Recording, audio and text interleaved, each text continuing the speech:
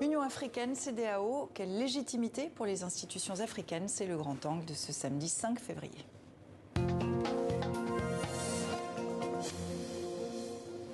Succession de coups d'État en Afrique de l'Ouest, le sommet de l'Union africaine s'y penche, la CEDEAO sanctionne et voit son impopularité s'accroître. Alors quelle légitimité pour les institutions africaines? C'est notre grand angle avec vous, Jean-François Akanji Kombe, bonsoir. Bonsoir. Vous êtes professeur à l'école de droit de la Sorbonne à Paris. Avec nous également le rédacteur en chef Afrique de TV5 Monde, Ousmane Diaye. Bonsoir à nouveau Ousmane.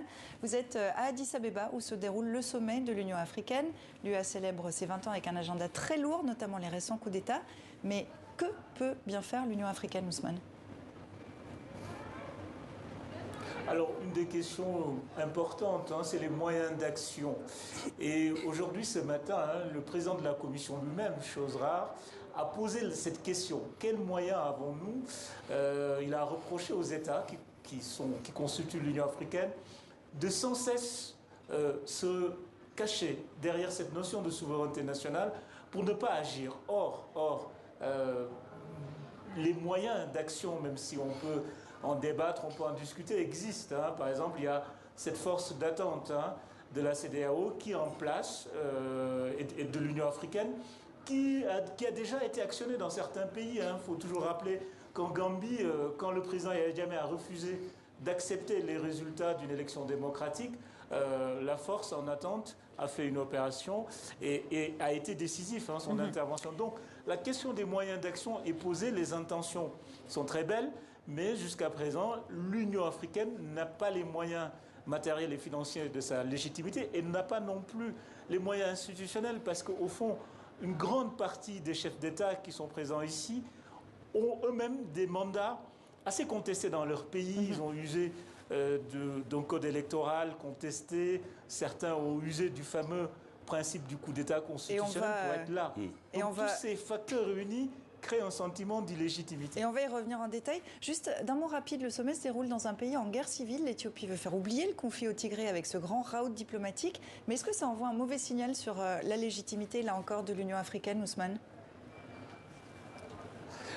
En fait, c'est une des tares historiques de l'Union africaine. Le siège de l'Afrique, donc de l'Union africaine, est à Addis Abeba. Il faut savoir que l'Éthiopie n'a jamais été une démocratie.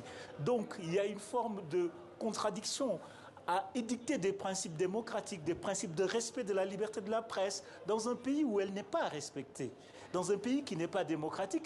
Et on l'a vu, ça s'est aggravé ces dernières années avec la guerre civile, une guerre civile sur fond de tensions ethniques.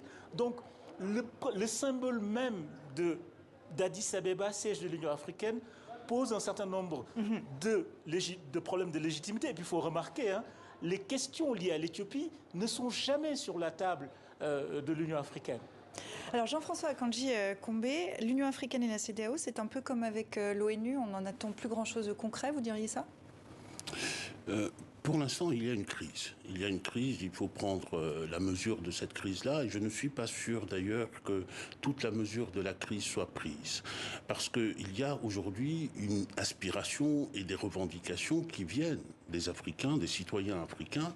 Des revendications, on appelle ça, pour faire court, à la démocratie. Mais en réalité, c'est la déconnexion du pouvoir, de tous les pouvoirs qui sont en Afrique, y compris à l'Union africaine d'ailleurs, vis-à-vis de la gestion des affaires des citoyens qui pose problème aujourd'hui. C'est ce qui explique les coups d'État en série? C'est comme ça que vous pas seulement, mais il y a au fond ce ras-le-bol-là. On nous explique depuis les indépendances. D'abord, on nous a dit que les indépendances étaient venues pour nous libérer, pour nous permettre de nous gouverner nous-mêmes. On a constaté dans un premier temps que ce n'était pas le cas avec les régimes militaires.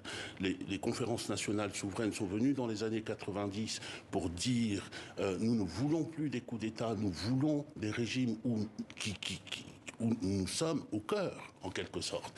Et ces régimes-là qui ont été mis en place, c'est la démocratisation dont on parlait, ces régimes démocratiques ont fini par faillir. C'est une faillite complète. Et donc, on en arrive à un autre cycle. Et on va revenir, si vous permettez, on va revenir sur ce cycle. Le cycle tout récent, c'est 2 coups d'État au Mali, puis en Guinée et au Burkina Faso en l'espace de 18 mois. Mardi, c'est au tour du président de la Guinée-Bissau d'échapper de justesse à un coup de force. La CEDEAO, la communauté économique des États de l'Afrique de l'Ouest, connaît une zone de turbulence. Le point avec Alexandre Malesson. Des milliers de Maliens dans la rue contre la CEDEAO et ses sanctions. C'était le 14 janvier dernier. L'organisation africaine venait de punir le projet des militaires de continuer à gouverner le Mali pendant plusieurs années. Ces sanctions sont illégales, ces sanctions sont inadmissibles, ces sanctions sont inacceptables. Notre peuple va résister et nous userons de tous les moyens légaux, de tous les voies de recours possibles. Cette semaine, c'est sa réponse au coup d'État au Burkina Faso qui a été pointée du doigt. La communauté des États ouest-africains a décidé de ne pas imposer de nouvelles sanctions au pays. Les chefs d'État ont décidé de demander aux autorités militaires actuelles de proposer très rapidement le calendrier de rétablissement de l'ordre constitutionnel.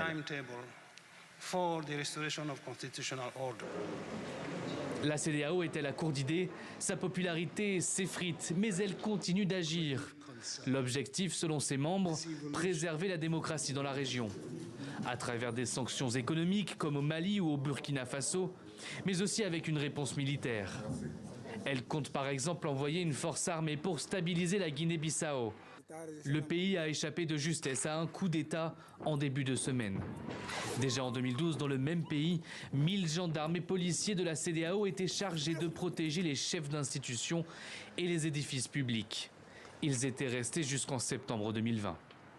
Alors, la communauté des États ouest-africains peut-elle survivre à la situation politique instable de certains de ses pays membres ? Sur les 15 États qui composent l'organisation, 3 ont été suspendus en seulement 8 mois suite à des coups d'État militaires. Le Mali, la Guinée et tout récemment le Burkina Faso. L'organisation est dirigée par une présidence tournante. Qu'arriverait-il si d'autres pays étaient renversés par l'armée ? La CEDEAO semble être face à l'un de ses plus gros défis depuis sa création en 1977. Beaucoup de choses à dire, mais on va revenir sur l'aspect militaire. La CEDEAO a annoncé qu'elle allait envoyer des soldats pour sécuriser la Guinée-Bissau. L'institution, la CEDEAO, n'en est pas à sa première opération de maintien de la paix. Pourquoi elle n'est pas le gendarme de l'Afrique de l'Ouest ? Mais d'abord parce que la question, la CEDEAO, la compétence de la CEDEAO n'est pas de sécurité. En fait, le fondement de cette intervention de la CEDEAO, c'est un protocole qui est un protocole sur la démocratie et la bonne gouvernance. Et il s'agit de réagir à ce que le protocole appelle des changements anticonstitutionnels de gouvernement. Et donc, parmi les sanctions possibles, il y a la contrainte armée, et la CEDEAO a déjà utilisé la contrainte armée par le passé, lorsqu'il y avait eu des coups d'État dans la région, et ce n'est pas la première fois, comme vous le rappelez là. Mais le problème, me semble-t-il, c'est qu'on a fini dans le protocole de la CEDEAO par tout ramener à la sanction, c'est-à-dire à la réaction a posteriori quand il y a des violations des changements manque d'anticipation, c'est ça que vous dites ? Manque d'anticipation. Des sanctions qui décrédibilisent, voilà. Un manque d'anticipation ? Ce qui est reproché essentiellement à la CEDEAO, comme à l'Union africaine d'ailleurs, c'est le 2 poids 2 mesures. C'est-à-dire qu'il y a un certain nombre de gouvernements qu'on ne sanctionne pas, et puis surtout, les changements anticonstitutionnels de gouvernement, ce ne sont pas seulement les coups de force, c'est aussi des coups contre la Constitution, tels que par exemple des révisions constitutionnelles qui sont inconstitutionnelles. Or, précisément dans le cas de la Guinée, en tout cas particulièrement dans le cas de la Guinée, on a observé qu'il y avait eu une révision anticonstitutionnelle qui a mobilisé et la CEDEAO n'avait pas réagi. Et l'autre plan, juste très brièvement, l'autre plan, c'est la surveillance des élections.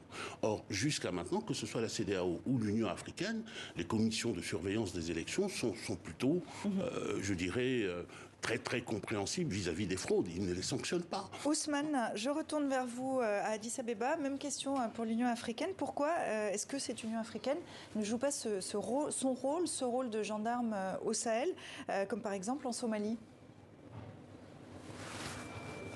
Alors, il faut quand même rappeler une chose. CEDEAO et Union africaine, c'est un lien direct. La CEDEAO est un peu l'organe régional de l'Union africaine. Il y a même d'ailleurs ce qu'on appelle le principe de subsidiarité, c'est-à-dire les positions de la CEDEAO sur le Sahel, enfin sur la région, sont les mêmes positions que l'Union africaine. Alors, le problème, pourquoi la CEDEAO, pourquoi l'Union africaine intervient en Somalie et pas au Sahel, je pense qu'il y a plusieurs problématiques. D'abord, le premier problème, c'est celui des moyens. quand vous prenez l'Afrique de l'Est, hein, il y a quelques puissances militaires quand même. L'armée éthiopienne est une armée relativement expérimentée, l'armée kenyane. Et quand vous prenez la mission, l'ANISOM, hein, la mission de l'Union africaine qui a libéré une bonne partie de la Somalie de l'emprise de Shebab, c'est essentiellement des troupes somaliennes et éthiopiennes. Maintenant, même s'ils ont des armées plus professionnelles qu'en Afrique de l'Ouest, il faut dire que la question du financement de ces forces se pose parce que n'oublions pas que les forces d'intervention de l'Union africaine sont essentiellement financées par des fonds de l'Union européenne. Ce qui pose toujours la question de la dépendance. Même si c'est des soldats africains qui se battent, qui sont sur le terrain, qui libèrent ces régions. Et on a eu le même cas de figure récemment au Mozambique, où des forces de l'Union africaine ont participé à combattre Al-Qaïda dans le Cabo Delgado. Jean-François Kandji-Kombe, à ce jour, les contributions extérieures représentent toujours plus de la moitié du budget de l'organisation panafricaine, de l'Union africaine. C'est un sujet qui revient en permanence, encore à ce sommet. Est-ce que l'Union africaine est une institution sous influence de l'Europe, par exemple, qui finance ? Bien sûr que c'est une institution sous influence. Celui qui finance, nécessairement, il a une influence et une influence déterminante. Et le sommet Union européenne, Union africaine, ça veut dire que c'est un vassal qui arrive dans 15 jours ? Je n'irai pas jusque-là. Je dirais que moi, ce que je souhaite voir aujourd'hui, c'est le travail qui est fait de réforme. Pour réformer l'Union africaine, pour essayer de faire en sorte qu'il y ait une autonomie financière de l'Union africaine. Et je pense que tout ce qui est en train de se faire aujourd'hui nous pousse à réfléchir, à renverser la table d'une certaine manière, ou plus exactement à reposer la question de l'unité africaine. Par quels moyens ? On a parlé de la souveraineté tout à l'heure, c'est une piste qui est extrêmement intéressante, mais il y a aussi d'autres pistes, telles que, par exemple... Des pistes qu'on aura l'occasion d'y revenir, notamment dans le Journal Afrique. Je suis obligée de vous arrêter là, puisqu'on va enchaîner avec la chronique culture. Entendu. Des pistes intéressantes qu'on suivra évidemment dans 64 minutes et sur TV5 Monde. Jean-François Kandji-Kombe, merci beaucoup et merci à Ousmane d'avoir été avec nous depuis Addis Abeba.